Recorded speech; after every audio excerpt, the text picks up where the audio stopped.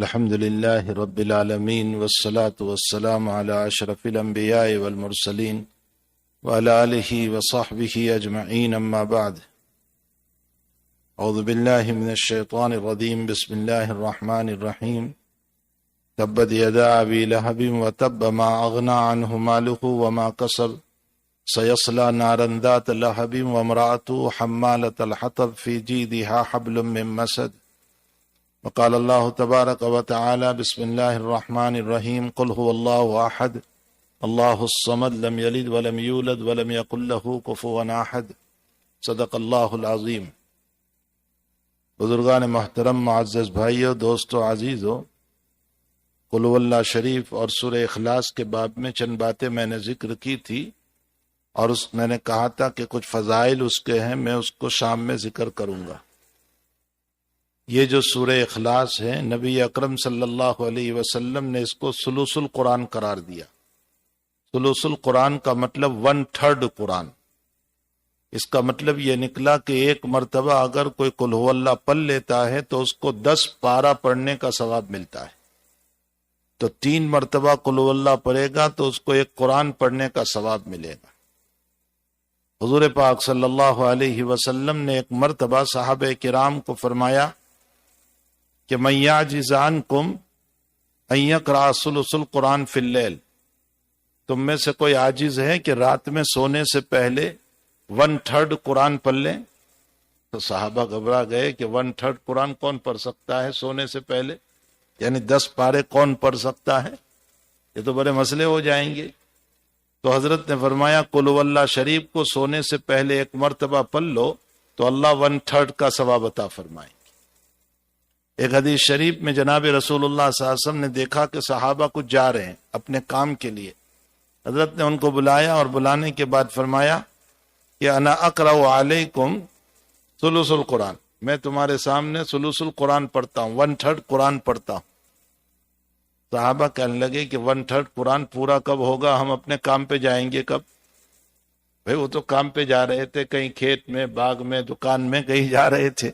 تو 1/3 قرآن 10 پارے پورے کب ہوں گے، ہم کام پہ کب جائیں گے؟ جناب رسول اللہ صلی اللہ علیہ وسلم نے قل هو اللہ ایک مرتبہ پڑھا اور فرمایا یہ 1/3 ہے. ایک صحابی رضی اللہ تعالیٰ عنہ ہے، کلثوم ابن حدم رضی اللہ تعالیٰ. جب نبی علیہ الصلوۃ والسلام ہجرت کر کے تشریف لائے تھے تو راستہ جو پڑتا ہے نا مکے سے مدینے آنے کا، اس میں بیچ میں قبا آتا ہے. قبا کا اصل نام ہے بنو عمرو بن عوف. یہ قبا کا اصلی نام ہے بنو عمرو بن عوف. حضرت سیدھے وہاں اترے اور وہاں اترنے کے بعد آپ نے 14 یا 24 دن قیام فرمایا تھا. آپ قبا کی فضیلت جانتے ہیں کہ جس نے قبا کی مسجد میں نماز پڑھی، اپنے گھر سے وضو کر کے گیا اور قبا کی مسجد میں نماز پڑھی، اللہ اس کو ایک عمرے کا ثواب عطا فرماتے. یہ قبا کی مسجد کی فضیلت ہے. نبی علیہ الصلوۃ والسلام ہر سنیچر کو، ہر سیٹرڈے کو کبھی پیدل کبھی سوار ہو کر جایا کرتے تھے. تو ہمیں بھی یہ سنت ادا کرنا چاہیے کہ اگر بیچ میں سیٹرڈے آتا ہے تو سنیچر کے دن ہم جو ہے کبھی پیدل چلے جائیں اور جائیں پیدل اور واپس سوار ہو کر کے آ جائیں، یا سوار ہو کر کے جائیں پیدل آ جائیں. بہرحال اس سنت کو ہمیں ادا کرنا چاہیے. تو رسول اللہ صلی اللہ علیہ وسلم 14 یا 24 دن آپ نے قبا میں قیام فرمایا. اس درمیان آپ کچھ پریشان تھے تو حضرت کلثوم ابن حدم رضی اللہ تعالیٰ عنہ انہوں نے حضور کی پریشانی کو دیکھا. فرمایا یا رسول اللہ کسی مسئلے میں آپ پریشان ہیں؟ فرمایا جی چاہتا ہے کہ الحمدللہ اللہ تعالیٰ نے اب فراوانی دے دی اور یہاں آ چکے ہیں تو میں چاہتا ہوں کہ جماعت سے نماز ہو، اور اس کے لیے میں چاہتا ہوں کہ یہاں مسجد ہو. لیکن مسجد کے لیے مجھے کوئی جگہ یہاں پر، میں تو ابھی آیا ہوں تو مسجد کے لیے تو کلثوم ابن حدم رضی اللہ تعالیٰ عنہ کی زمین تھی. انہوں نے فرمایا یا رسول اللہ یہ میری اپنی مالکی کی زمین ہے، آپ اس میں سے جتنی چاہے لے لیں اور اس میں مسجد بنائیں.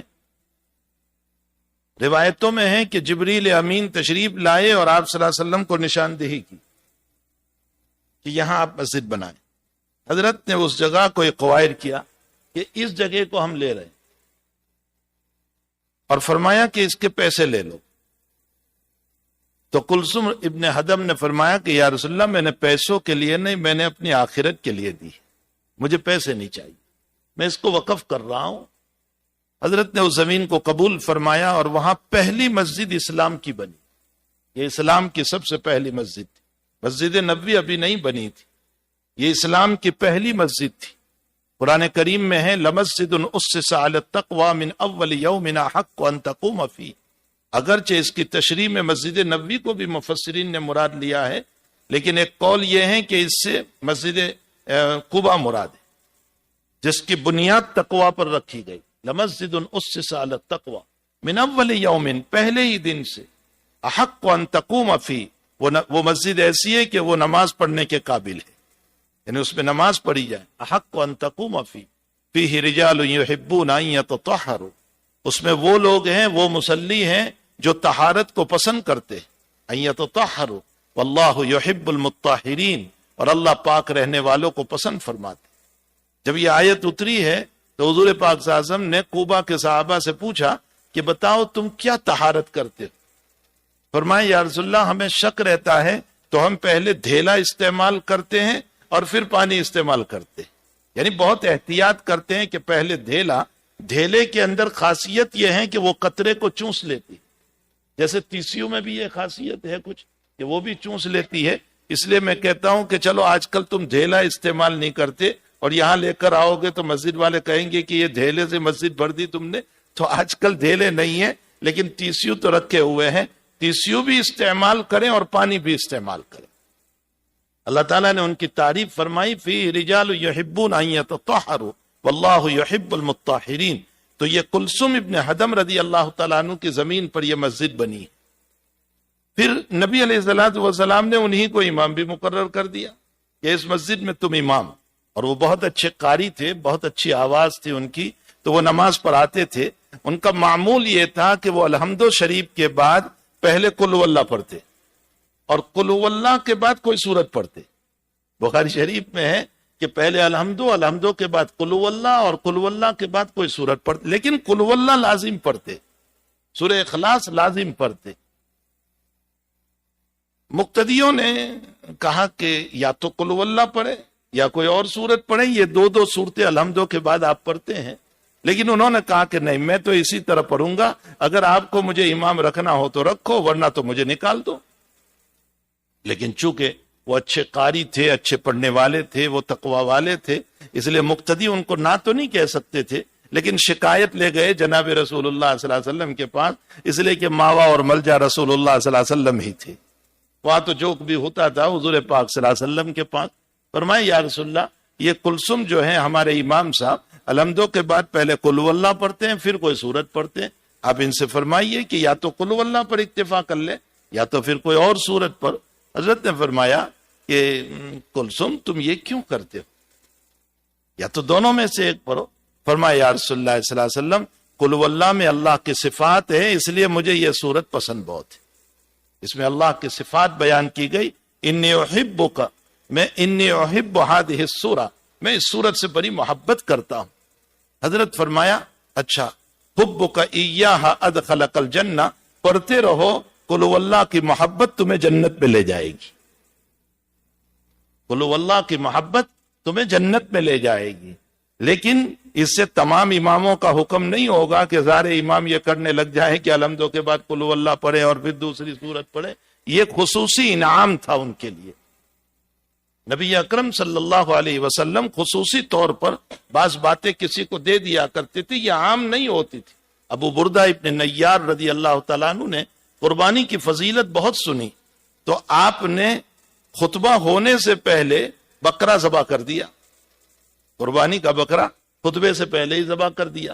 اب مسجد میں نماز پڑھنے کے لیے تشریف لائے تو حضرت نے خطبے میں بیان فرمایا کہ قربانی کا وقت نماز کے بعد ہے، تو خطبے میں ہی کھڑے ہو گئے ابو بردہ ابن نیار رضی اللہ تعالیٰ۔ فرمایا یا رسول اللہ میں تو نماز سے پہلے قربانی کر کے آیا ہوں۔ صحابہ بھولے بھالے بھی بہت تھے، ہماری طرح تکلفانہ مزاج نہیں تھا، جی حضرت جی حضرت جی حضرت، یہ تکلفانہ سب مزاج ہے۔ صحابہ کے وہاں صاف ستھری قولوا قولا سدیدا، سیدھی سیدھی بات کرو، یہ تکلفانہ انداز جو ہے وہ شریعت میں پسند نہیں ہے۔ جب بحرین سے مال آیا تو سارا مال حضور نے مسجد میں ڈلوا دیا۔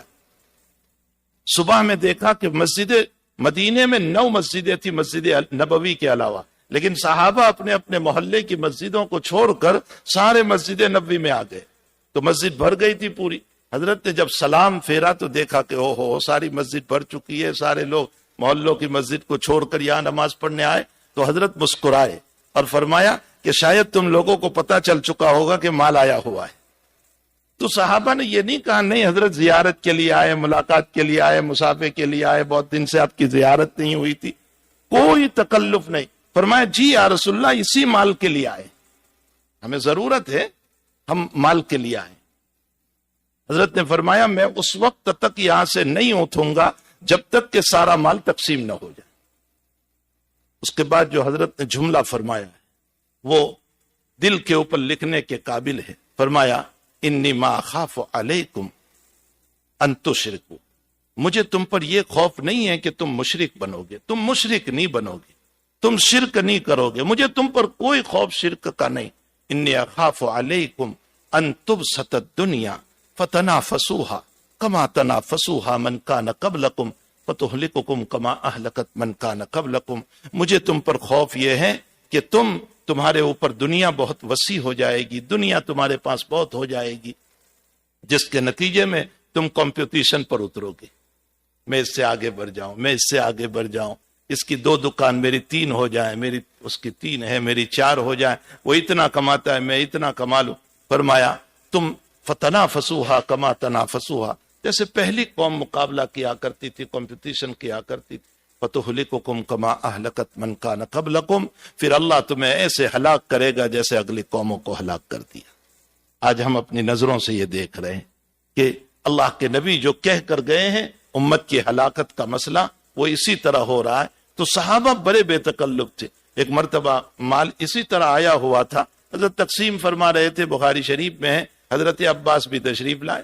حضرت عباس رضی اللہ تعالیٰ عنہ نے فرمایا کہ یا رسول اللہ آپ کو یاد ہے نا کہ بدر کے اندر آپ نے ہمارے پاس سے چھرانے کا فدیہ لیا تھا، مال لیا تھا، جو قیدی بن کر کے آئے تھے اس میں عباس بھی تو قیدی تھے، تو فرمایا کہ آپ نے ہمارے چھوڑنے کے لیے پیسے لیے تھے، تو میرے پاس سے آپ نے ڈبل لیے تھے، ایک تو میرے لیے تھے اور ایک بھتیجے عقیل کے لیے تھے۔ عقیل حضرت علی کے بھائی تھے، تو کہا ان کے بھی میرے پاس سے لیے تھے اور میرے بھی لیے تھے، تو اب یہ مال جو آپ تقسیم فرما رہے ہیں تو مجھے ڈبل دینا چاہیے۔ حضرت نے فرمایا بھر لو جتنا بھرنا ہو، اس میں کپڑے تھے اور یہ سب تھی، حضرت نے فرمایا بھر لو جتنا بھرنا ہو۔ اب حضرت عباس رضی اللہ تعالیٰ عنہ نے اتنا بھرا اتنا بھرا اتنا بھرا کہ اٹھایا نہیں گیا، تو حضرت سے فرمایا یا رسول اللہ کسی سے کہیے کہ اٹھا دے۔ حضرت نے فرمایا جو کھائے وہی اٹھائے، کوئی اور اٹھائے گا نہیں، اب چاہیے کہ آپ اٹھائیں۔ تو انہوں نے تھوڑا سا کم کیا، پھر اٹھانے لگے لیکن نہیں اٹھا پائے۔ حضرت سے فرمایا حضرت کسی کو کہیے، فرمایا نہ تم اٹھاؤ۔ تیسری مرتبہ پھر کچھ کم کیا اور اٹھایا، تب بھی سر تک نہیں لے گئے، پیچھے لٹکا کر لے گئے۔ اب جب عباس جا رہے ہیں، چچا محترم جا رہے ہیں اور حضرت یوں دیکھ رہے ہیں، اشرف رسول اللہ صلی اللہ علیہ وسلم یوں دیکھ رہے ہیں، اور پھر حضرت نے ایک جملہ فرمایا، انسان کتنا حریص ہے، زندگی مختصر ہے اور موت کے بعد کا سامان تیار کر رہا ہے۔ بہرحال صحابہ کرام بڑے بے تکلف تھے، صاف ستھری بات کرتے تھے۔ سعد بن عبادہ رضی اللہ تعالیٰ عنہ کے وہاں حضور تشریف لے گئے، صبح کا وقت ہوگا، 9-10 بجے 11 بجے کا وقت ہوگا، حضرت وہاں تشریف لے گئے تو وہ جلدی آئے۔ سعد بن عبادہ سر سے پانی ٹپک رہا تھا، یعنی غسل کر کے آئے تھے، معلوم ہوتا ہے ان کو غسل کے حاجت تھی، تو وہ جلدی آئے اور سر سے پانی تو حضرت نے فرمایا انا عجلناک، شاید ہم نے آپ کو جلدی میں ڈال دیا، یعنی ہماری وجہ سے آپ کو جلدی سے غسل کرنا پڑا، ورنہ آپ اطمینان سے غسل کرتے۔ تو یہ نہیں کہا نہیں حضرت آپ آئیں اور ہم نے یہ جو ہمارے تکلفات ہیں نا، آپ آئیں، یہ سب تکلف ہے۔ سعد بن عبادہ نے کہا جی یا رسول اللہ آپ کی وجہ سے مجھے جلدی غسل کرنا پڑا۔ تو حضرت نے فرمایا آئندہ اس بات کا خیال رکھیں گے کہ لوگوں کو اطمینان رہیں۔ کیا نبی کریم صلی اللہ علیہ وسلم کے اخلاق محترم، کیا اخلاق محترم۔ روایت میں آتا ہے حضرت مصافحہ فرماتے تھے، اپنا ہاتھ نہیں کھینچتے تھے جب تک سامنے والا اپنا ہاتھ نہ لے لے۔ حضرت بات فرماتے تھے تو جب تک وہ اپنا چہرہ نہ پھیرے حضرت اپنا چہرہ نہیں پھیرتے تھے۔ جب آپ بات فرماتے تھے تو سامنے والا جب تک بات کو بند نہ کرے آپ وہاں کھڑے رہتے تھے، اس کی بات کو سنتے رہتے تھے۔ کاش یہ اخلاق عوام میں اور خواص میں دونوں میں پیدا ہو جائے۔ خواص بھی سنتوں سے دور ہے اور عوام بھی سنتوں سے دور ہے۔ مبارک زندگی کو ہم چھوڑ چکے ہیں رسول اللہ صلی اللہ علیہ وسلم کی۔ تو بہرحال میں یہ کہہ رہا تھا کہ حضور پاک صلی اللہ علیہ وسلم نے، ابو بردہ ابن نیار کھڑے ہو گئے، یا رسول اللہ میں تو پہلے ہی قربانی کر کے آ گیا ہوں۔ تو حضرت نے فرمایا قربانی تو ادا ہوئی نہیں تمہاری۔ ہاں وہ گوشت کھا سکتے، وہ حلال ہے، ذبح کر کے آئے، لیکن قربانی ادا نہیں ہوئی، تمہیں دوبارہ قربانی کرنا پڑے گا، وقت ہی نہیں ہوا تھا ابھی۔ تو فرمایا یا رسول اللہ صلی اللہ علیہ وسلم میرے پاس تو اب کچھ بھی نہیں ہے، میں کیا قربانی کروں؟ اب نہ پیسے ہیں نہ بڑا جانور ہے، کچھ نہیں۔ فرمایا نہیں آپ کو قربانی کرنی ہوگی۔ تو فرمایا میرے پاس 6 مہینے کی بکری کا بچہ ہے، 6 مہینے۔ اب ظاہر سی بات ہے کہ 6 مہینے کی بکری کا بچہ قربانی میں نہیں چلتا ہے، لیکن حضرت نے ان کو فرمایا جاؤ تم اپنی طرف سے اس کو قربانی ادا کر دو، لیکن ہادہ لک لا لغیرک، یہ خصوصیت، یہ ایوارڈ ہے، یہ انعام ہے، یہ ہر ایک کے لیے نہیں ہے۔ تو کلثوم ابن حدم رضی اللہ تعالیٰ عنہ کو بھی جو کہا کہ ٹھیک ہے تم الحمدو کے بعد قل هو اللہ پڑھا کرو، یہ ہر ایک کے لیے نہیں ہے، یہ انہی کے لیے مسئلہ تھا۔ قل هو اللہ احد، پیغمبر صلی اللہ علیہ وسلم آپ فرما دیجئے اللہ ایک ہے، اس کے ساتھ کوئی شریک نہیں، اس کی ذات میں بھی کوئی شریک نہیں، اس کی صفات میں بھی کوئی شریک نہیں، وہ تنہا ہے، کوئی رزاق نہیں اور کوئی شافی نہیں، کوئی نہیں ہے، اللہ ہی اللہ ہے، اللہ احد۔ قل هو اللہ احد اللہ الصمد، صمد کا ترجمہ الذی لا یحتاج غیرہ وکل یحتاج الیہ، صمد اس کو بولتے ہیں جو کسی کا محتاج نہ ہو اور سارے لوگ اس کے محتاج۔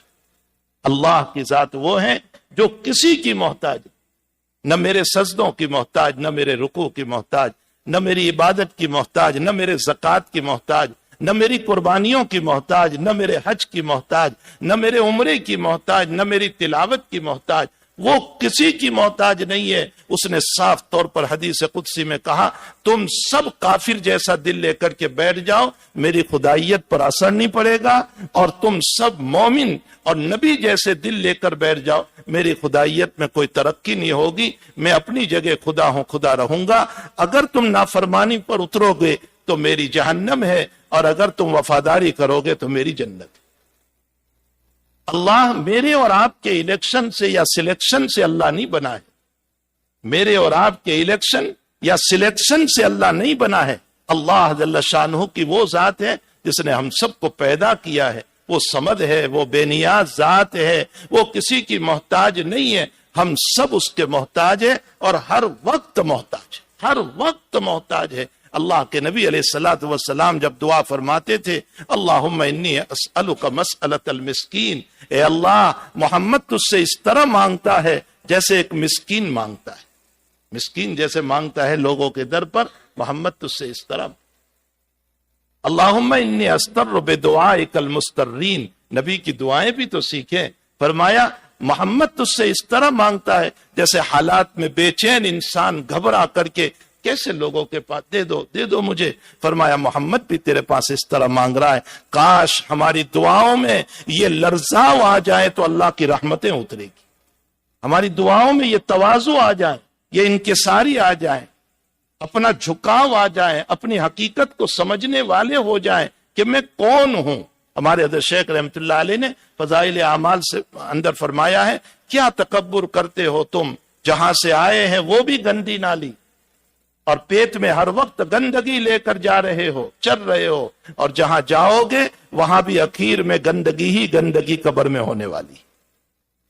فرمایا اس کا استحضار کرو تو انشاءاللہ تعالی کبر، تکبر، برائی، شان یہ جو اپنے اندر پیدا ہوتی ہے یہ ختم ہو جائے گی۔ تو اللہ الصمد، فرمایا لم یلد ولم یولد، لم یلد اس نے کسی کو پیدا نہیں کیا۔ یہودیوں کی بھی تردید ہو گئی جو کہتے ہیں کہ عزیر علیہ السلام اللہ کے بیٹے ہیں، عیسائیوں کی تردید ہو گئی جو کہتے ہیں کہ عیسیٰ علیہ السلام اللہ کے بیٹے ہیں، مشرکین مکہ کا بھی رد کر دیا جو کہتے ہیں کہ فرشتے اللہ کی بیٹیاں ہیں، یہ فرشتے جو ہیں اللہ کی بیٹیاں ہیں۔ ان سب کی اللہ نے تردید کر دی۔ لم یلد اس نے کسی کو پیدا نہیں، یعنی اس سے طبعی طور پر کوئی پیدا نہیں ہوا. ولم یولد، اور نہ وہ کسی سے پیدا کیا گیا، وہ بھی کسی سے پیدا نہیں کیا گیا، یعنی اس کے کوئی آبا و اجداد نہیں، اس کا کوئی بڑا نہیں، وہ خود اللہ ہے پہلے سے. لم یلد ولم یولد ولم یکن لہ کفوا احد، اور اس کے برابر کا بھی کوئی نہیں، اس سے بڑا تو کوئی نہیں، لیکن کفوا ہمسر برابر بھی کوئی نہیں ہے. اس کے نیچے ہیں سارے کے سارے، اور جتنے نیچے ہیں وہ سب مخلوق ہیں، چاہے وہ اس کا عرش ہو، چاہے زمین ہو، چاہے آسمان ہو، چاہے انبیاء کرام ہو، چاہے اولیاء اعظام ہو، چاہے صحابہ کرام ہو، چاہے جس مذہب سے ماننے والے لوگ ہو، وہ سب اس کے نیچے ہیں، اور جو نیچے ہیں وہ مخلوق ہیں، اور وہ خالق ہے، تو ہر مخلوق کو اپنے خالق کی اتباع کرنا ضروری ہے. یہ سورہ اخلاص ہے. نبی علیہ الصلوۃ والسلام صبح میں بھی، شام میں بھی، نمازوں کے بعد بھی، رات کو سونے کے موقع پر بھی ان 3 سورتوں کو پڑھا کرتے تھے، تاکہ ان 3 سورتوں کی برکت سے ایک تو توحید پر سونا ہوگا، اس لیے کہ یہ سورت توحید کی ہے، تو توحید کے اوپر سونا ہوگا، اور دوسرا حفاظت ہو جائے گی شیاطین سے اور ستانے والوں سے، اللہ تعالی ہماری حفاظت فرما لیں گے. اس کے بعد کی جو سورت ہے جس کو کہا گیا سورہ لہب، تبت یدا ابی لہب، سورہ لہب ہے. اس سورت کا تھوڑا سا پس منظر پہلے سمجھے کہ جناب یہ سورت نزول کے اعتبار سے جو ہے 6 نمبر پر ہے، یعنی نازل ہونے کے اعتبار سے یہ سورت 6 نمبر پر، جب نازل ہوئی تھی نا تو نزولی ترتیب کے اعتبار سے یہ 6 نمبر پر اتری ہے. ہمارے قرآن کی ترتیب کے اعتبار سے تو 111 110واں نمبر ہے اس کا، لیکن نزول کے اعتبار سے یہ 6 نمبر پر اتری تھی. اس کا منشا اور اس کے پیچھے مسئلہ یہ ہوا تھا کہ جناب رسول اللہ صلی اللہ علیہ وسلم کے 9 چچا، حضرت کے 9 چچا تھے، والد صاحب کے ساتھ 10 ہوتے، اور آپ کی 6 پھوپھیاں تھیں. آپ کے 9 چچاؤں میں صرف 2 ایمان لائے، ایک حضرت حمزہ رضی اللہ تعالیٰ عنہ اور ایک حضرت عباس رضی اللہ. حضرت حمزہ رضی اللہ تعالیٰ عنہ تو مکی زندگی میں تب ایمان لائے جب نبی علیہ الصلوۃ والسلام پر ظلم دیکھا، اور ابو جہل نے جب آپ کے سر پر مارا، اور ایک باندی نے جا کر کے حضرت حمزہ کو بتایا، حضرت حمزہ شکار میں گئے تھے اور وہ آ رہے تھے، تو باندی نے کہا میرا نام نہ لینا، لیکن تمہارے بھتیجے پر آج بڑا ظلم ہوا. آپ آئے اور ابو جہل کو مارا، اور مارنے کے بعد کہا میں خود محمد کا کلمہ پڑھ رہا ہوں. حضرت حمزہ اس پر ایمان لائے. حضرت عباس رضی اللہ تعالیٰ عنہ تھوڑے دیر سے ایمان لائے، لیکن حضور کے حامی تھے، مددگار تھے، البتہ زیادہ بول نہیں پاتے تھے. آپ کے چچا ابو طالب تھے. ابو طالب اللہ کا منشا تھا، مرضی تھی، جو کچھ ہوا، ایمان نصیب نہیں ہوا، لیکن حضور پاک صلی اللہ علیہ وسلم کا بڑا ڈیفینس کرتے رہے، اور نبوت کے بعد 10 سال زندہ رہے. ابو طالب جو ہیں 10 سال، اور 10 سال تک حضور کی طرف سے ڈیفینس کرتے رہے، حتیٰ کہ جب آپ صلی اللہ علیہ وسلم کا بائیکاٹ ہوا، اور شیب ابی طالب میں 2.5 سال تک آپ کا بائیکاٹ رہا، تو چچا ابو طالب بھی آپ کے ساتھ تھے، خدیجۃ الکبریٰ بھی آپ کے ساتھ تھی، اور بڑا سخت بائیکاٹ. میں سمجھتا ہوں آج اگر ایسا بائیکاٹ ہمارے ساتھ ہو جائے تو ہم تو ایمان چھوڑ بیٹھیں گے. کیا ہم تمہارے ساتھ ہو جاتے ہیں؟ اللہ کے واسطے یہ بائیکاٹ ختم کر. ایسا سخت بائیکاٹ، پیسوں کے ذریعے سے بھی مکہ کے مارکیٹ میں کھانا کوئی دیتا نہیں تھا، کھجور کے پتے چبائے تھے اور گھاس پھوس کھاتے تھے، اور اسی طرح 2.5 سال گزارے تھے. اس میں ابو طالب نے بڑا سپورٹ کیا تھا رسول اللہ صلی اللہ علیہ وسلم کا، اسی لیے حضرت کی بڑی تمنا تھی کہ چچا ایمان لے. آخری وقت میں جب وہ سوئے ہوئے تھے، حضرت تشریف لے گئے. امی قل لا الہ الا اللہ، میرے چچا کلمہ پڑھ لو میرا، میں قیامت میں تمہاری گواہی دے دوں گا. لیکن ابو جہل اور یہ لوگ بیٹھے تھے، ان لوگوں نے ابو طالب کو مجبور کیا ایمان نہ لانے پر، اور اخیر میں ابو طالب جو ہیں دنیا سے بے ایمان گئے. تو حضور پاک صلی اللہ علیہ وسلم کو اتنا صدمہ ہوا کہ آپ نے فرمایا ہاں دنیا کے اندر میرے رشتہ داروں کی یا کسی ملک کے بڑے کی ہم ہسٹری پڑھتے ہیں، ہم اس کی زندگی کو شوق سے پڑھتے ہیں، اپنے محبوب نبی کی ذرا ہسٹری بھی تو پڑھا کرو، ان کی مبارک خاندان کی زندگی بھی تو پڑھا کرو، جس میں پیار ہے، محبت ہے. فرمایا میں میرے چچا کے لیے دعا کرتا رہوں گا مغفرت کی جب تک اللہ تعالیٰ مجھے منع نہ کر. آپ برابر مغفرت کی دعا کرتے رہے حتیٰ کہ اللہ تعالیٰ کو آیت اتارنی پڑی کہ جو شرک کے اوپر مرا ہو ان کے لیے دعا کرنے کی آپ کو اجازت نہیں ہو سکتی ہے. اس کے بعد ما کان للنبی والذین آمنوا ان یستغفروا للمشرکین ولو کانوا اولی قربا، چاہے وہ تمہارے رشتہ دار ہی کیوں نہ ہو، اگر وہ کفر و شرک پر مرے ہو تو اس کے لیے آپ کو اب جو ہے دعائے مغفرت کرنے کی، جب تک وہ زندہ رہیں آپ کوشش کریں، لیکن جب موت ہو گئی اب ان کے لیے دعائے مغفرت نہیں کی جائے گی. یہ مسلم مسئلہ ہے. تو چچا ابو طالب کو ایمان نصیب نہیں ہوا، حضرت حمزہ ایمان لے آئے، حضرت عباس ایمان لے آئے، اور عجیب و غریب علماء نے نقطہ لکھا ہے کہ جن چچاؤں کے نام میں کفر نہیں تھا ان چچاؤں کو ایمان نصیب ہوا، اور جن چچاؤں کے نام میں کسی نہ کسی بت کا نام آتا تھا، عبد العزا، ابو لہب، ابو فلاں، ان کو ایمان نصیب نہیں ہوا. حمزہ اور عباس میں کوئی شرک کا نام نہیں تھا، حمزہ اور عباس میں کوئی بت کی طرف یہ منسوب نہیں تھے. اللہ تعالیٰ نے ان کو ایمان نصیب فرمایا. بہرحال حضرت حمزہ تو مکی زندگی میں ایمان لے آئے تھے اور حضور کے آنے سے پہلے ہی مدینے کی ہجرت کر لی، اور حضرت عباس رضی اللہ تعالیٰ عنہ فتح مکہ کے موقع پر پھر حضور پاک صلی اللہ علیہ وسلم کے ساتھ تشریف لائے. تو یہ دو چچا، البتہ آپ کے چچاؤں میں ابو لہب کو آپ سے بڑی دشمنی تھی، حالانکہ پہلے ابو لہب آپ کو چاہنے والا تھا. ابو لہب جو ہے نبوت سے پہلے آپ کو بہت ابو لہب کا نام ہے عبد العزا، اس کا نام عبد العزا ہے. ابو لہب اس کی کنیت اس لیے پڑی کہ وہ بڑا خوبصورت تھا، جیسے شعلہ ہوتا ہے نا آگ کا، سرخ فائر جیسے سرخ، اس طرح وہ سرخ تھا، اس لیے اس کی کنیت پڑ گئی ابو لہب، ورنہ اس کا نام تو تھا عبد العزا. یہ حضور پاک صلی اللہ علیہ وسلم کے ساتھ اللاتی تھا. اللاتی کا مطلب ہوتا ہے باپ ایک ماں الگ. تو عبد المطلب کی دو بیوی تھی، ایک بیوی سے ابو لہب پیدا ہوا اور ایک بیوی سے آپ کے والد صاحب عبداللہ پیدا ہوئے. عبداللہ سب سے چھوٹے تھے. عبداللہ جو ہے حضور پاک صلی اللہ علیہ وسلم کے والد صاحب تمام بھائیوں میں سب سے چھوٹے تھے. کبھی میں انشاءاللہ تعالی مائے زمزم کا قصہ اگر آ گیا تو میں سناؤں گا کہ مائے زمزم کیسے ملا تھا اور عبد المطلب نے کیا قربانی دی تھی، اور عبد المطلب نے نظر مانی تھی کہ اگر زمزم کا کنواں مجھے مل جائے، چونکہ قبیلہ جرہم نے دشمنی کے اندر اس کنویں کو بند کر دیا تھا کہ وہ کنواں کہاں ہے پتہ ہی نہیں تھا، تو عبد المطلب نے نظر مانی، منت مانی کہ اگر اے اللہ تو مجھے کنواں بتا دے تو میں اپنے بیٹوں میں سے ایک بیٹے کو قربان کر دوں گا جیسے ابراہیم علیہ السلام. اور پھر جو ہے زمزم کا کنواں آپ کو خواب میں بتایا گیا، تو اس کے بعد اب کس بیٹے کو آپ قربان کریں، تو آپ نے قرعہ ڈالا، چٹھیاں ڈالی، تو عبداللہ کا نام آیا، حضور کے والد کا نام آیا کہ ان کو قربان. اب جو ہے ساری بہنیں، 6 بہنیں تھی، یعنی حضور کی 6 پھوپھیاں تھی، وہ سب چلانے لگی کہ آپ کیا کر رہے ہیں ابا جی، بھائی کو ذبح کرو گے آپ. بہرحال یہ ایک لمبا واقعہ ہے مائے زمزم کے باب میں. تو آپ کی 6 پھوپھیاں تھی، 6 پھوپھیوں کے اندر صرف ایک پھوپھی کو ایمان نصیب ہوا، اور وہ حضرت صفیہ رضی اللہ تعالیٰ عنہ، جو زبیر ابن عوام رضی اللہ تعالیٰ عنہ کی والدہ ہے.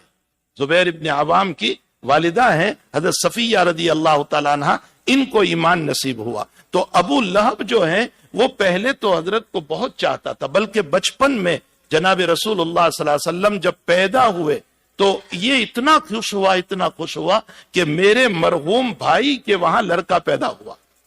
چونکہ عبداللہ کا انتقال ہو گیا تھا، میرے مرحوم بھائی کے وہاں لڑکا پیدا ہوا، تو میرے مرحوم بھائی کی یادگار آ گئی. اس خوشی کے اندر اس کی ایک باندی تھی سویبہ، اس کو اس نے آزاد کر دیا تھا، خوشی کے اندر آزاد کر دیا، یعنی اتنا حضور کو یہ چاہتا تھا.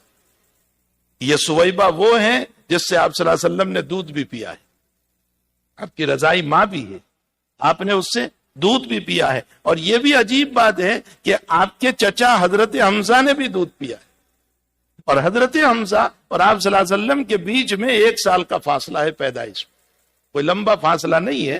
عبد المطلب نے جو دوسرا نکاح کیا تھا تو حضرت حمزہ پیدا ہوئے تھے، تو حضور پاک صلی اللہ علیہ وسلم اور حمزہ کی پیدائش میں صرف 1 سال کا فاصلہ ہے، قریب کا زمانہ ہے.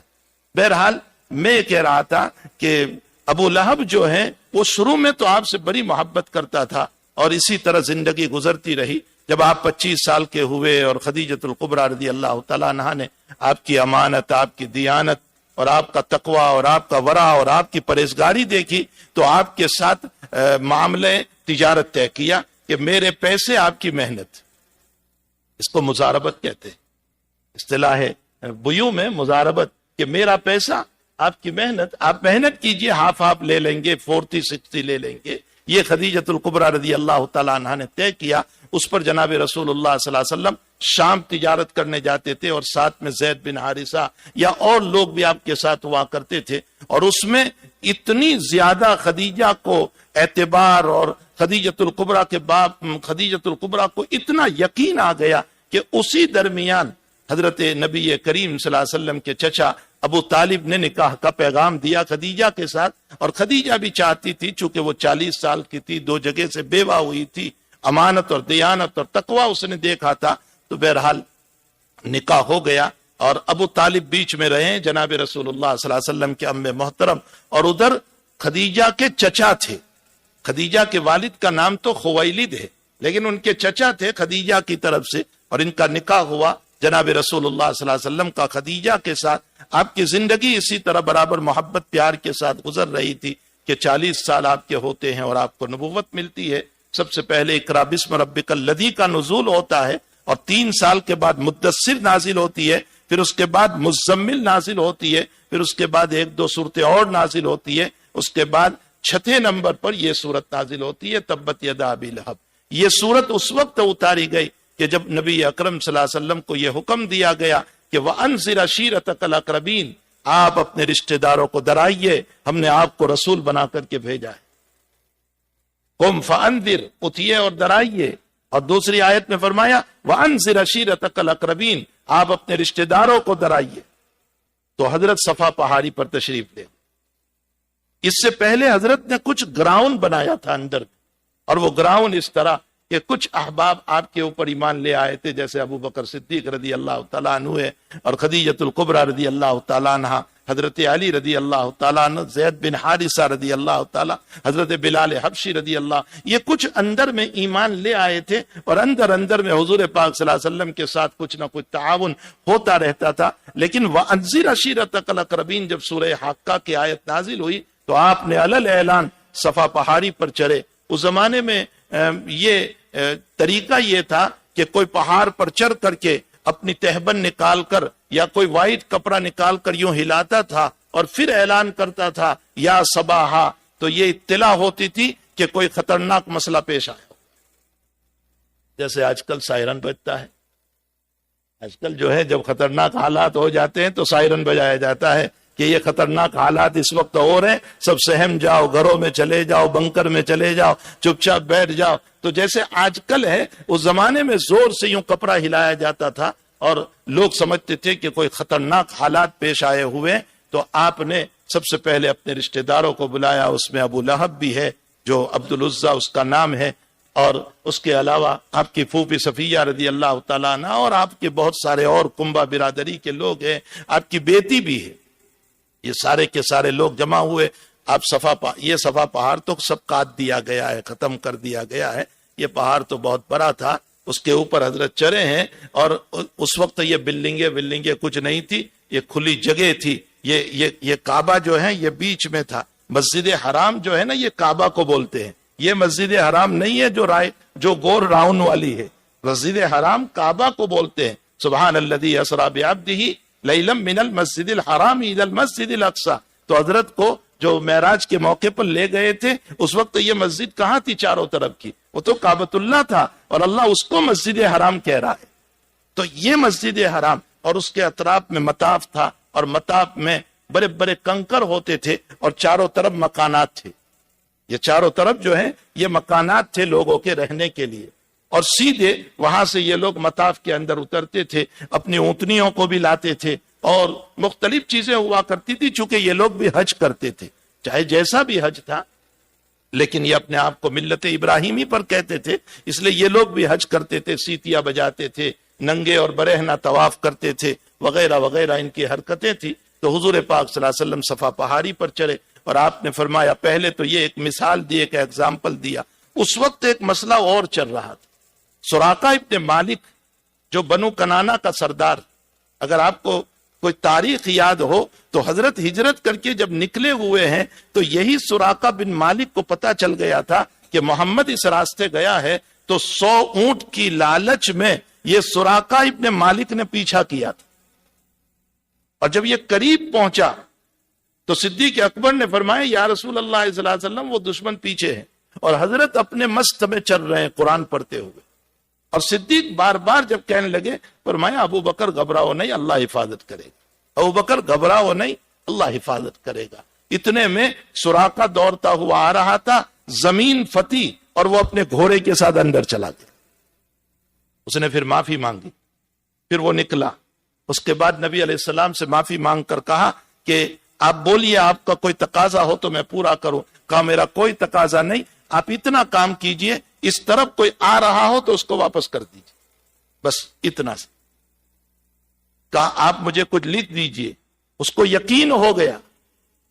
اس نے کہا کہ کبھی آپ مکے آؤ تو مجھے کچھ لکھ دیجئے. حضرت نے چمڑے کے اتنا سا چمڑا کہیں پڑا ہوا تھا، اس نے صاف کیا، حضرت کو دیا. حضرت نے ابوبکر سے کہا کہ اس کو لکھ دو کہ اگر ہم مکے میں آئیں گے تو تمہیں امن ہے، کچھ نہیں کریں گے. حضرت نے ایڈوانس پہلے لکھ دیا.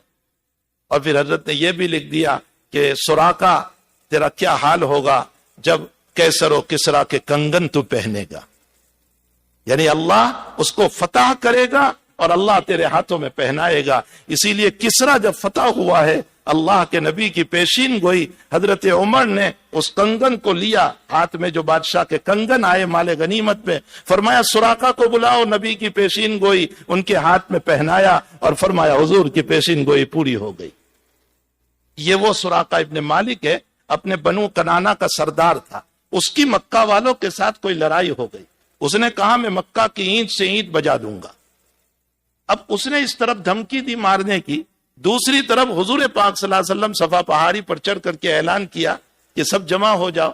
تو یہ لوگ یوں سمجھے رشتہ دار اور مکہ والے کہ شاید سراقہ ابن مالک کا حملہ ہونے والا ہے، اس لیے محمد بلا رہا ہے. ان کو یہ خیال ہو تو یہ لوگ گئے سارے کے سارے. اب حضرت نے پہلے ایک ایگزامپل اور مثال دی کہ اس پہاڑ کے پیچھے ایک لشکر ہے. میں کہتا ہوں پہلے تم یہ بتاؤ مجھے سچا سمجھتے ہو یا جھوٹا؟ انہوں نے کہا آپ صادق الوعد الامین ہے، ہم نے 40 سال کے اندر کبھی آپ کو جھوٹ بولتے نہیں دیکھا. ما جربناک الا صدق، ہم نے ہمیشہ آپ کو سچا سمجھا، آپ کبھی جھوٹ نہیں بولے. تو فرمایا اب میری بات سنو، اس پہاڑ کے پیچھے ایک لشکر ہے جو تم پر مکہ پر حملہ کر دے، تم میری بات سچ مانو گے؟ انہوں نے کہا تم اوپر ہو، تم دیکھ رہے ہو، ہم نہیں دیکھ رہے، ہم آپ کو سچا مانتے. تو حضرت نے فرمایا کہ جیسے میں ظاہر میں بلندی پر ہوں، اسی طرح نبوت کے اعتبار سے بھی میں روحانیت میں، یہ مثال دینا تھا، میں روحانیت میں بلندی پر ہوں، اور جو جہنم میں دیکھ رہا ہوں وہ تم نہیں دیکھ رہے ہو. قولوا لا الہ الا اللہ تفلحون، کلمہ پڑھ لو تاکہ کامیاب ہو جاؤ. جب حضرت نے یہ دعوت دی اور کہا ان بتوں کو چھوڑ دو، اس سے کچھ نہیں ہوتا ہے، یہ تمہاری کوئی ضرورت پوری نہیں کرتے، اس کو چھوڑ دو، تو اس وقت ابو لہب نے ہمارے آقا محمد الرسول اللہ صلی اللہ علیہ وسلم کو بد دعا دی اور فرمایا تبا لک سائر اليوم یا محمد لہذا جماعتنا، محمد تو ہلاک ہو جائیں، تیرے ہاتھ ٹوٹ جائیں، کیا اس کے لیے تو نے ہم کو بلایا تھا کہ ہمارے معبودوں سے ہم کو دور کریں؟ اس نے یہ بد دعا دی جناب رسول اللہ صلی اللہ علیہ وسلم کو. اس کی بد دعا کے نتیجے میں اللہ نے یہ بد دعا اتاری. تبت یدا ابی لہب بد دعا ہے اس کے لیے، اور اس نے تو ایک دعا دی تھی، اللہ نے قرآن میں اتاری تاکہ قیامت تک ساری امت بد دعا دیتی رہے. تبت یدا جتنے پڑھ رہے ہیں سب بد دعا دے رہے ہیں کہ ابو لہب کے ہاتھ ٹوٹ جائیں. یہاں ایک لطیف نکتہ سمجھے، علامہ زمخشری رحمت اللہ علیہ نے لکھا ہے کہ تبت یدا کا معاملہ جو ہے وہ حضور پاک صلی اللہ علیہ وسلم کے ساتھ ہے نا. اس نے بد دعا کس کو دی تھی؟ نبی اکرم صلی اللہ علیہ وسلم کو. تو بد دعا کا جواب بھی تو حضور کو دینا چاہیے تھا. تو زمخشری کہتے ہیں کہ یہاں کل آنا چاہیے تھا، کل تبت یدا ابی لہب. پیغمبر آپ بھی جواب دے دو کہ تیرے ہاتھ ٹوٹ جائیں، لیکن اللہ کل نہیں لایا۔ اسے پہلے 3 سورتوں میں کل ہے، ناس، فلق، قل واللہ، لیکن یہاں کل نہیں لایا اللہ۔ کیوں کل نہیں لایا؟ کیوں یہ نہیں کہا کہ پیغمبر آپ جواب دے دو؟ زمخشری نے لکھا ہے کہ اس لیے کہ اے میرے محبوب، میرے پیارے نبی، تو نے بچپن میں اس کا نمک کھایا ہے، ابو لہب کا کھانا کھایا ہے، یہ تیرا چچا ہے، اس نے تیری پیدائش کی خوشی میں سویبہ کو آزاد کیا تھا، تجھ سے پیار کیا تھا، تجھ سے محبت کی تھی، تجھے سینے سے لگایا تھا۔ اب اگر تو بد دعا دے اس کو تو تیری امت کہے گی کہ نبی نے محسن کو بد دعا دی۔ میرے محبوب، میں تجھے بیچ میں لانا نہیں چاہتا، میں ڈائریکٹ بد دعا اتارتا ہوں۔ قربان جائیے، اللہ تعالیٰ کی حکمت بالغہ تو دیکھیے کہ نبی کریم صلی اللہ علیہ وسلم کو اللہ بیچ میں نہیں لایا۔ زمخشری وہیں پر ایک مثال دیتے ہیں سمجھاتے ہوئے، فرمایا کہ موسیٰ اور ہارون کو جب کہا کہ جاؤ فرعون کے پاس اور اس سے دعوت دو، لیکن کس انداز میں؟ قولا لینا، نرم انداز میں، آستین مت چرانا، بڑی بڑی آنکھیں نہ نکالنا، غصہ نہ کرنا، نرم انداز میں دعوت دینا۔ مفتی شفیع صاحب رحمۃ اللہ علیہ اس پر فرماتے ہیں کہ آج ہم جن کو دعوت دے رہے ہیں وہ فرعون نہیں ہے اور ہم موسیٰ نہیں ہیں، پھر خاموخواہ اتنی سختی کیوں کرتے ہیں دعوت میں؟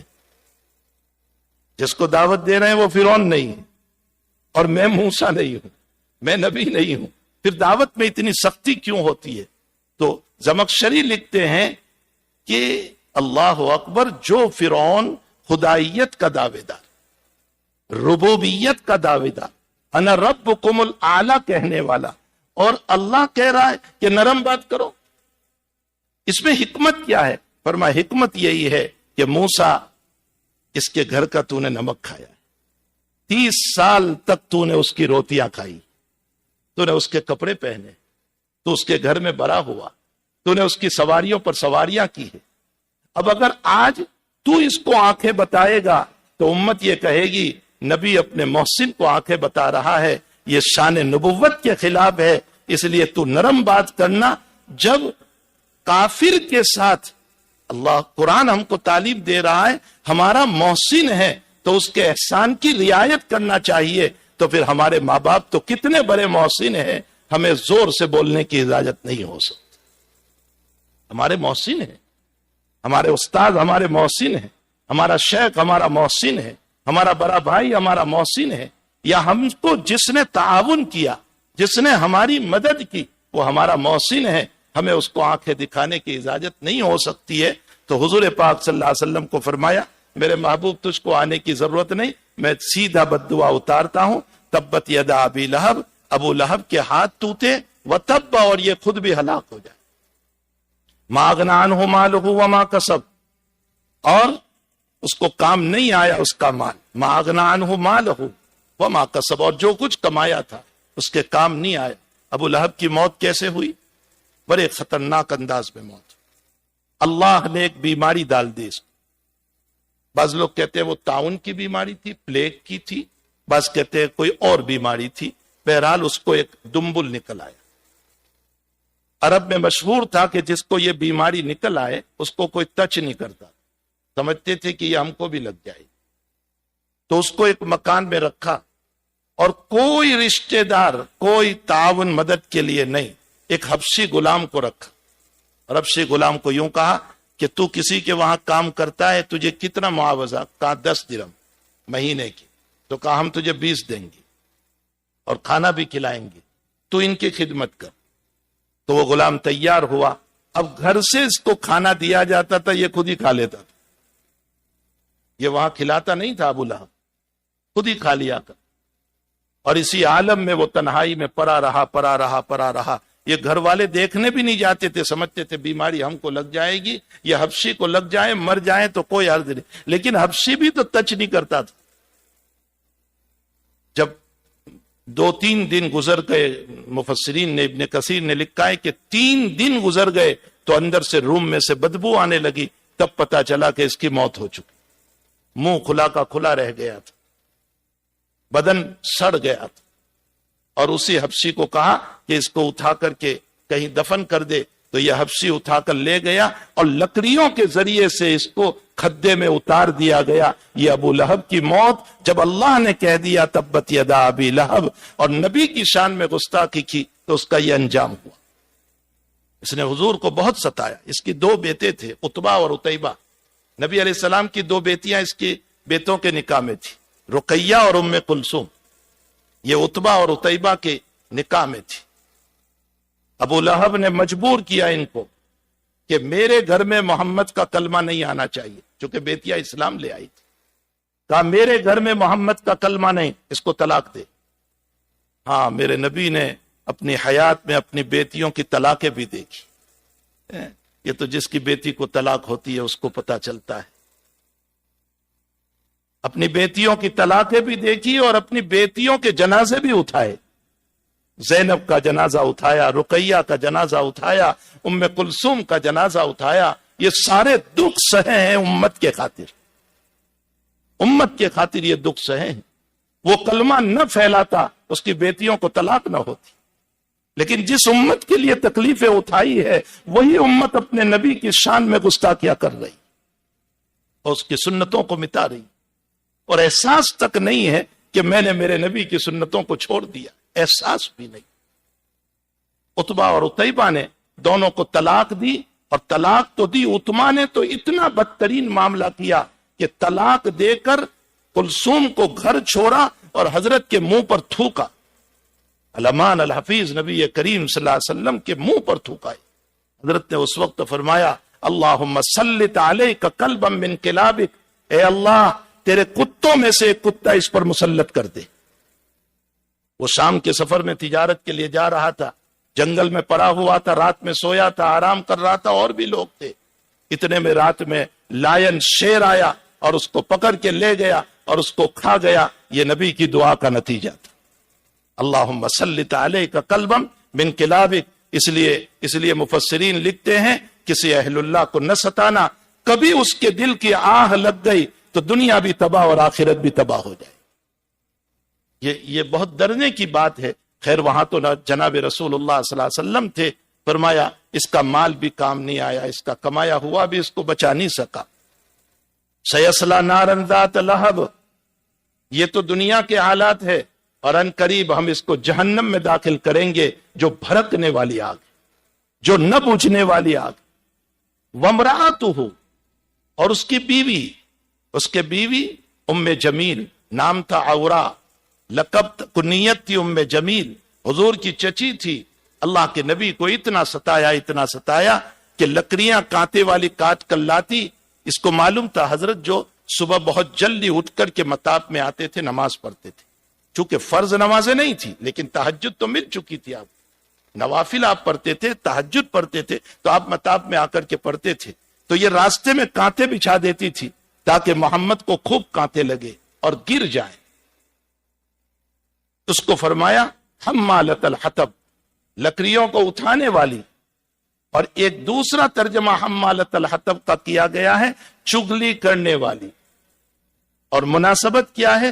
جیسے آگ لگاتے ہیں نا، اسی طرح چغلی کرنے والا بھی آگ لگاتا ہے، اس کی اس کے ساتھ، اس کی اس کے ساتھ، اس کی بات اس کو جا کر کہتا ہے، اس کی بات اس کو جا کر کہتا ہے، اور دونوں کو لڑاتا ہے۔ پھر آج یہی حال ہو رہا ہے، نمیمہ۔ اللہ کے نبی فرماتے لا يدخل الجنت قطات، چغل خور جنت میں نہیں جائے گا۔ مسلم کی روایت۔ یہ اچھی صفت نہیں ہے کہ ہم اس کی بات اس کو کریں۔ اور شیخ سعدی رحمت اللہ علیہ فرماتے ہیں تم سب سن لو میرے بھائیوں، بڑی پیاری نصیحت، جو دوسروں کی بات تمہارے پاس لے کر آیا ہے تو تم چپ رہنا، سمجھ جانا یہ تمہاری بات بھی دوسروں کے پاس لے کر جائے گا۔ 100% بات ہے، جو دوسروں کی بات لے کر کے آتا ہے وہ تمہاری بات بھی لے کر کے جائے گا۔ اس لیے اپنی زبان کو قابو میں رکھو، کوئی آئے اس کو کہہ دو بھائی مجھے کسی کی نہیں سننا ہے، بس آپ مبارک ہو آپ کو یہ ساری باتیں۔ امام نووی رحمت اللہ علیہ نے لکھا ہے کہ اس کی طرف توجہ نہ کرو، نصیحت کر سکتے ہو تو کرو ورنہ اس کو واپس کر دو۔ تو دوسرا ترجمہ ہے حمالۃ الحطب، چغلی کرنے والی، اور وہ حضور کے خلاف چغلی کرتی تھی، اس کو سب کو روکتی تھی۔ اس لیے دو ترجمے اس کے ہیں، حمالۃ الحطب، یا تو لکڑیاں اٹھا کر لاتی تھی اور حضور کے راستے میں بچھاتی تھی، یا تو وہ چگلی کر کے نبی علیہ السلام کی شان میں گستاخیاں کیا کرتی تھی۔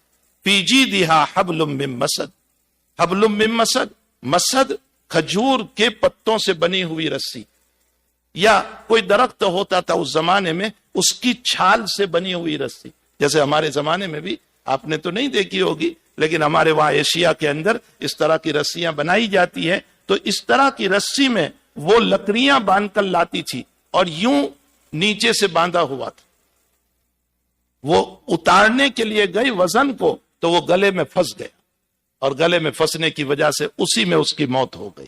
فی جیدہا حبل من مسد، یہ اللہ تعالیٰ فرماتے ہیں۔ اور جب تبت یدا اتری ہے تو یہ بڑے جلال میں آئی کہ محمد میری برائی کر رہا ہے، میرے شوہر کی برائی کر رہا ہے اور اس طرح کی باتیں کر رہا ہے۔ وہ آئی اور کہا محمد پتھر لے کر کے آئی نبی علیہ السلام کو مارنے کے لیے۔ سیدنا صدیق اکبر ساتھ تھے، صدیق اکبر نے فرمایا وہ آپ کی چچی جو ہے نا وہ آپ کو تلاش کر رہی ہے اور بہت غصے میں پتھر لے کر آئی۔ فرمایا فکر نہ کرو میں اس کو نظر نہیں آؤں گا۔ وہ آئی، صدیق اکبر وہاں موجود ہے، وہ باتیں کر رہے صدیق سے، حضرت وہیں پر ہے، صدیق نظر آ رہے ہیں، اللہ کے نبی اس کو نظر نہیں آئے۔ یہ معجزہ تھا رسول اللہ صلی اللہ تعالی علیہ وسلم کا۔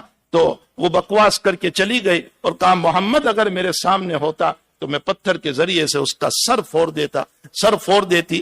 بہرحال یہ تبت یدا، اس سلسلے میں جناب رسول اللہ صلی اللہ تعالی علیہ وسلم کو جب بد دعا دے گئی تو اس سلسلے میں اس کو اللہ تعالیٰ نے نازل فرمایا۔ اس میں بد دعا ہے ابو لہب کے لیے اور اس کی بیوی کے لیے۔ اللہ جل شان و اما نوالہ ہمیں اپنی زندگیوں کو ٹھیک کر کے سنت کے مطابق نبی کی اتباع میں، نبی کی محبت کے ساتھ اور نبی کی سنتوں کی محبت کے ساتھ اللہ ہم سب کو زندگی گزارنے کی توفیق عطا فرمائے۔ سبحانک اللہم و بحمدک وتبارک اسمک وتعالی جدک ولا الہ غیرک، سبحان اللہ و بحمدہ سبحان اللہ العظیم، سبحان اللہ و بحمدہ عدد خلقہ ورضا نفسہ وزنۃ عرشہ ومداد کلماتہ۔ اللہم صلی علی سیدنا حبیبنا وشفیعنا وسندنا مولانا محمد وبارک وسلم۔ اللہم انک عفو تحب العفو فاعف عنا یا کریم، اللہم انک عفو تحب العفو فاعف عنا یا کریم، اللہم انک عفو تحب العفو فاعف عنا یا کریم۔ اے اللہ یہ مبارک راتیں چل رہی ہے اور تیرے حبیب نے ہمیں کہا ہے کہ اپنے اللہ سے یہ دعا مانگا کرو۔ اللہ ہم اتباع میں اس دعا کو مانگ رہے ہیں، اللہ آپ ہم سب کو معاف فرما دیجئے، ہمارے ظاہر باطن کو معاف کر دیجئے۔ اے اللہ جلہ و دقہ، اے اللہ چھوٹے گناہ کو بھی معاف کر دے، بڑے گناہ کو بھی معاف کر دے۔ سرہ و علانیتہ، چھپ چھپ کر کیے ہیں اسے بھی معاف کر دے، کھلم کھلے کیے ہیں اس کو بھی معاف کر دے۔ اولہ و آخرہ، جو پہلے کیے اس کو بھی معاف کر دے، جو ابھی ہوئے ہیں اللہ اس کو بھی معاف کر دے۔ اے اللہ ہمارے نفوس کو تقوی عطا فرما، ہمارے نفوس کو تقوی عطا فرما، ہمارے نفوس کو تقوی عطا فرما۔ اے اللہ ہماری باڈی میں نور پیدا فرما، ہماری آنکھوں میں نور پیدا فرما، ہمارے دل و دماغ میں نور پیدا فرما، ہمارے روئے میں نور پیدا فرما۔ اللہ ہماری بیویوں کی بھی مغفرت فرما، ان کے بھی درجات کو بلند فرما، شفاء دائمہ مستمرہ عطا فرما، ہماری نسلوں میں دین کو جاری و ساری فرما، ہماری نسلوں میں دین کو جاری و ساری فرما۔ الحاد اور لادینیت کا وقت چل رہا ہے، اے اللہ دماغ سے ملحد بنایا جا رہا ہے۔ اللہ کہیں ایسا نہ ہو کہ ہماری عبادتیں کام نہ آئیں اور ہماری اولادی ہمیں جہنم میں نہ لے جائیں۔ اللہ ہماری اولاد کی لادینیت سے حفاظت فرما، الحاد سے حفاظت فرما، کفر و شرک سے حفاظت فرما، شریعت کی بغاوت سے حفاظت فرما۔ اے اللہ جو جس مصیبت میں، جس تکلیف میں، جس پریشانی میں ہو، اللہ سب کی مصیبت اور تکلیفوں کو دور فرما دے، سب پر رحم و کرم کا معاملہ فرما دے، سب کو شفاء دائمہ مستمرہ عطا فرما۔ اے اللہ مرحومین مومنین و مومنات کی مغفرت فرما، ہماری دعاؤں کو اپنے فضل و کرم سے قبول فرما۔ وصلی اللہ علی النبی الکریم برحمتک یا ارحم الراحمین۔